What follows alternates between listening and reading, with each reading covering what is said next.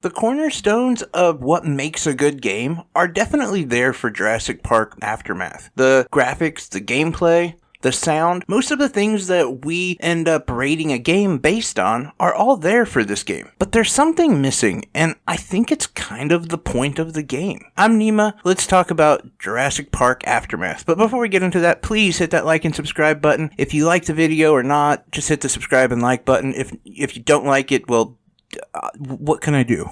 Tell me. I'll do whatever I have to do. You want me to dance? I can dance. I can shake it.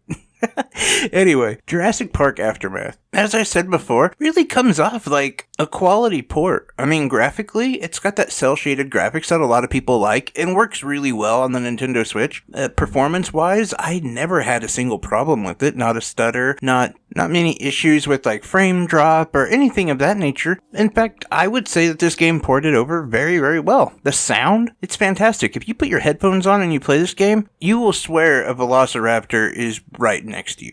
Now, the whole purpose of this game, the whole point of this game, is that you're a researcher, and you're on a plane with a pilot and a geneticist. You guys are there to recover some data from the island. Quickly on in your trip, you are accosted by pterodactyls. These guys, they don't give up, and it causes the plane to crash. Causing a stir in the jungle below caused a Tyrannosaurus Rex to come and discover what's going on. You know, as you do. And he decides to eat your pilot, because, well, why not? It's there, he's tasty. But luckily for you, the geneticist survives. And the geneticist, she's basically your guide to this whole island. Now, luckily, as well, you somehow landed close enough to the actual facilities, so you don't have to go walking through any jungle or anything like that. It's all just building. And you are to make your way to be able to communicate. You're trying to set everything back up online so that you can call for help and get rescued. Now, along the way, there's different puzzles you have to figure out, and you discover that you're actually being hunted by a velociraptor. One velociraptor. And that starts to lead to some of my issues. Now, this game was ruined for me, namely because the fact that somebody had said, I don't remember where I saw it, it could have been in the game description, it could have been somewhere, but it basically said it's Alien Isolation, but with dinosaurs. That sounds awesome, right? The problem is when you talk about a horror, thriller, type game, Alien Isolation is like an 8 or 9 out of 10. It's terrifying, it's scary, it's suspenseful. This game, not so much. When the kill screen can actually cause you to laugh, that's not scary. And most of the time, the cel-shaded graphics of the Velociraptor, to me, just kind of looked cute. I didn't really see him as a threat, and towards the end of the game, he actually just became tedious to walk around. And it wasn't the most difficult or scary thing was the fact that it was going to take me a while to be able to trick him, but I didn't care about actually being killed because it was no big deal. It wasn't scary, it wasn't, suspenseful, it wasn't any of those things that you feel when you're playing a horror game and you got some sort of monster after you. I think if this game would have came off like,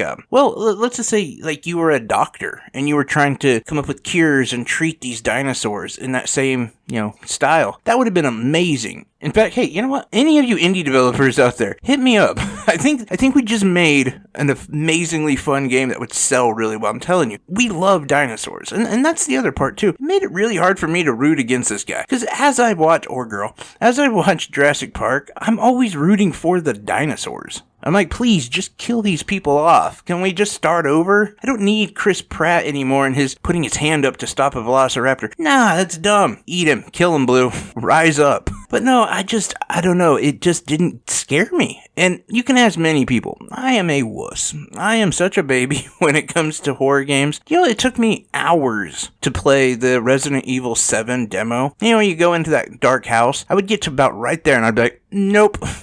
And I would just play something else. It took me forever. I'm not good with horror games. But this one, it was, like I said, laughable. And if it's not a horror game, then what is it? And that's where I have my issues with it. All of everything else about this game is done well. I just think the whole content of it, the whole purpose of it, maybe misses the target by quite a bit. And as where I can say, yes, structurally, the game is fantastic. At least it's what it is. It's not God of War or something, but it definitely does hold up, and it's the port that, of the game. But maybe in VR, it would be more terrifying. And I hardly ever say this as well, but maybe this is a game that shouldn't have been ported over. Maybe this is a game that should have stayed in VR, where it would have been more scary. Because if you don't have that horror element, I just don't know what you're going for with this. It sort of turns into a game of green light, red light with a velociraptor, which ultimately does sound awesome. I also want to be clear in the fact that some of my negativity of this game has to come with the price tag. Now that could be because of licensing or because of the work it took to port it over. Like I said, the game does actually perform really well, and Jurassic Park is not a cheap license. So maybe it's those two things that make this game higher priced, and I get that, but at the same time, my friend Lee beat the game in 5 hours. Adam from the Elite Institute, he beat the game in 6 hours. I beat the game in around 5 hours or so. It's not that long for the price that it's asking, and at the end of the day, I just don't know if it was ever going to really work on the Switch because of the fact that it is a thriller horror game, but it's not thrilling or scary. So ultimately, that's my thoughts of the game. I hate giving a negative review of any game, and I would say the graphics, the sound, the performance, it really drives the overall review up to about a 6 out of 10. When it comes to gameplay and when it comes to value, really drops it. I was really going to go at about a 4 or 5 out of 10, but I got to give credit where credit is due. Anyway, let me know what your thoughts are on this. Have you played it in VR? I'm very curious if this game is scary in that form. Are you thinking about picking it up? Were you thinking about picking it up? Any and all comments down below. I appreciate them. Always looking to interact with you guys. Anyway, I'm Nima, and like always, I'm wishing you health, wealth, and above all, I hope you're truly happy because you make me happy. Take care, everyone. Bye-bye.